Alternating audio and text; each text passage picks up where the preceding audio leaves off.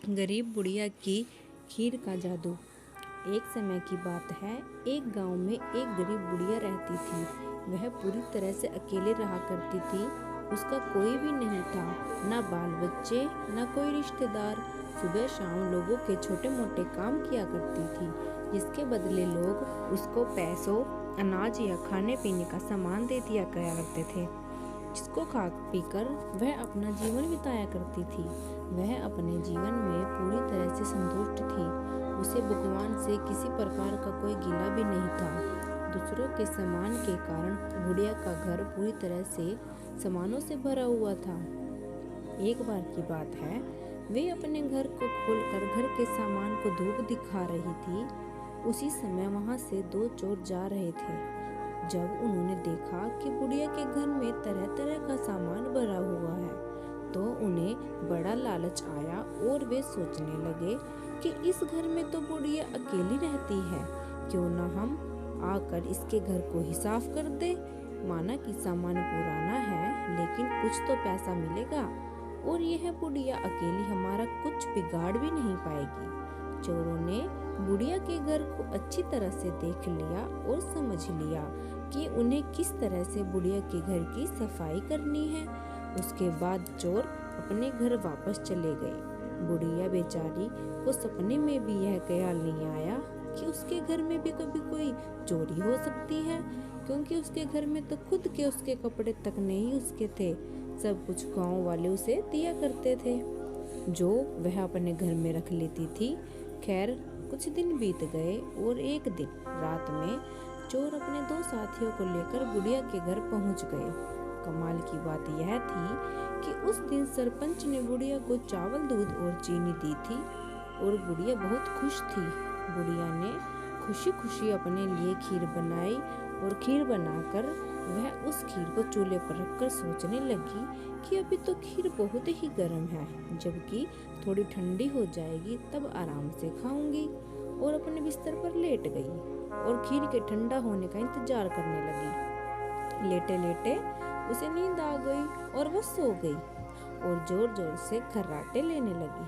चोर बाहर खड़े थे। बुढ़िया के खर्राटे की आवाज सुनते ही उन्होंने सोचा कि चलो अब रास्ता साफ हो गया और अब हम आराम से बुढ़िया का घर साफ कर सकते हैं।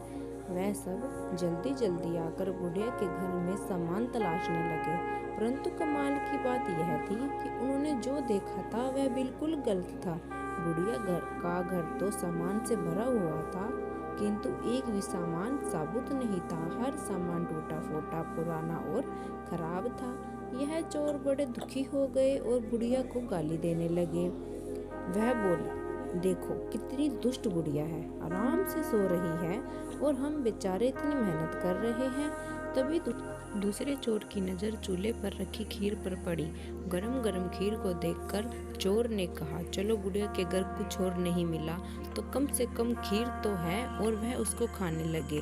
जब वह खीर खाकर जाने लगे तो उन्होंने थोड़ी सी खीर बुढ़िया के लिए छोड़ दी, किंतु जब उन्होंने बुढ़िया की तरफ देखा तो उसका हाथ खुला हुआ था, जैसे वो कुछ मांग रही हो। साथ ही उसका मुंह भी खुला हुआ था, जिसे देखकर चोरों ने सोचा कि बेचारी बुढ़िया लोगों से मांग मांग कर अपना जीवन बिता रही है। लगता है बहुत थक गई है और खाने के लिए खीर मांग रही है। आखिर उम्र में है तो हमारी माँ के बराबर। और बिना कुछ सोचे समझे गरम गरम खीर बुढ़िया के मुंह में डाल दी। गरम गरम खीर मुंह में पड़ते ही बुढ़िया जोर से चिल्लाई, हाय दैया, मार डाला, मार डाला, मार डाला। बुढ़िया की चीख सुनते ही चोर डर के जल्दी जल्दी छुपने लगे। जिसने मुंह में खीर डाली थी वह ऊपर जाकर छिप गया, एक चारपाई के नीचे और एक चारपाई के दाएं। बुढ़िया की चीख सुनते ही गांव वाले बुढ़िया के घर आए और पूछने लगे, क्या हुआ माँ? बुढ़िया बोली, मुझे क्या पता, ऊपर वाला जाने। यह सुनते ही ऊपर छिपा हुआ चोर बोला, अरे भला मैं क्यों जानूं, तुम्हारी चारपाई के नीचे छिपा चोर ना जाने। यह सुनते ही चारपाई के नीचे वाला चोर बोला, मैं ही क्यों जानूं, चारपाई के दाएं छुपा चोर क्यों ना जाने। और इस तरह से तीनों चोरों ने खुद ही अपना पता गांव वालों को बता दिया और फिर गांव वालों ने उन्हें पकड़कर खूब पिटाई करी और वापस भेज दिया। उसके बाद से चोरों ने कान पकड़ लिया कि आज के बाद कभी वह चोरी कभी नहीं करेंगे।